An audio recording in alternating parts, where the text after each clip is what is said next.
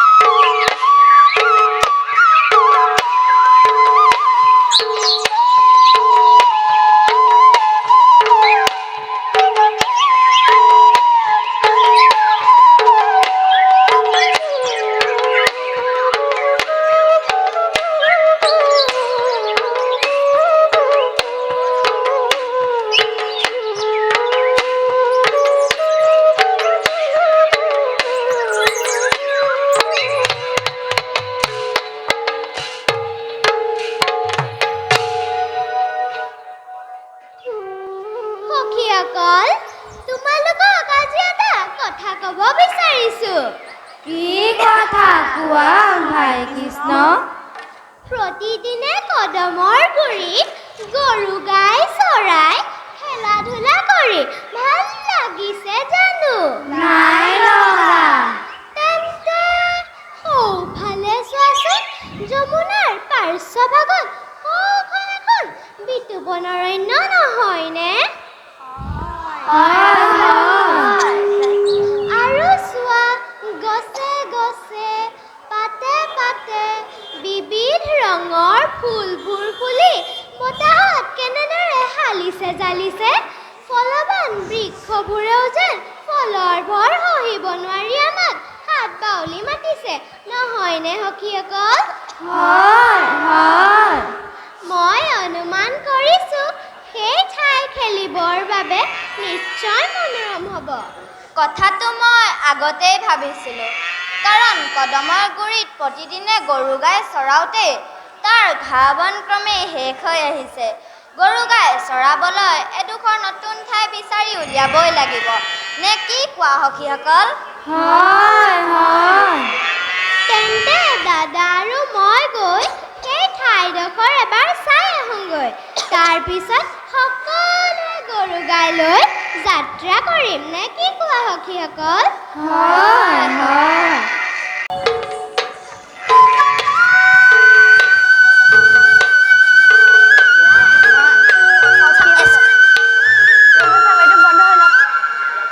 সখীসকল, আমিও এতিয়া যাওঁ ব'লা, বৃন্দাবনৰ নান্দনিক দৃশ্য উপভোগ কৰোঁগৈ। ব'লা ব'লা।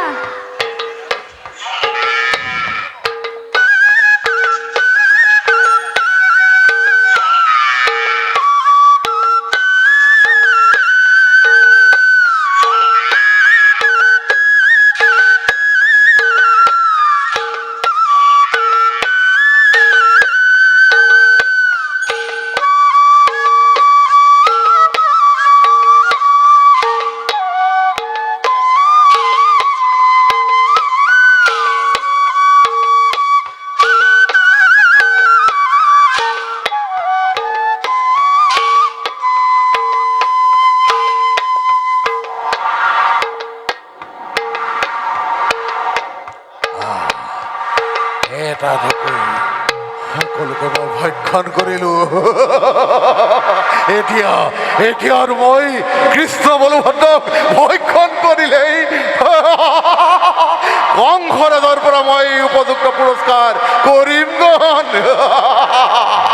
হৌৱা হৌৱা কৃষ্ণ বলভদ্ৰ এইফালে আহিব লাগিছে, মই চুপ লৈ থাকো।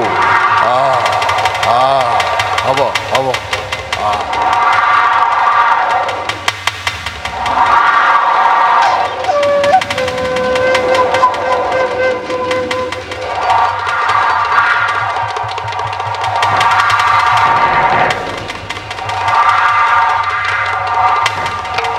সৌফালে চোৱাচোন, গোপালকসকলৰ মাজত কিহৰ কোলাহল?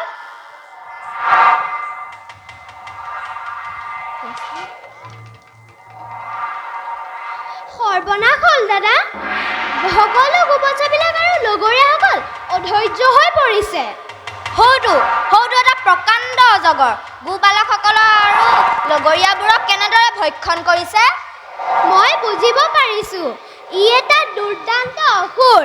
কংসৰ আদেশ অনুযায়ী সৰ্বৰূপ ধাৰণ কৰি আমাক বিচাৰি ফুৰিছে।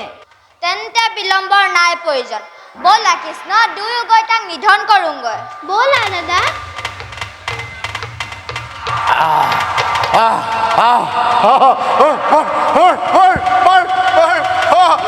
নেভাৰবি নেভাৰবি, এৰি দে এৰি দে এৰি দে এৰি দে,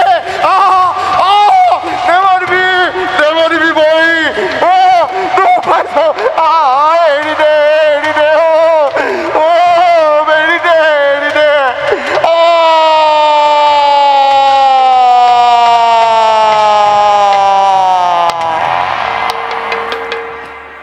যা দুষ্ট, জমপুৰে বাস কৰগৈ। কৃষ্ণ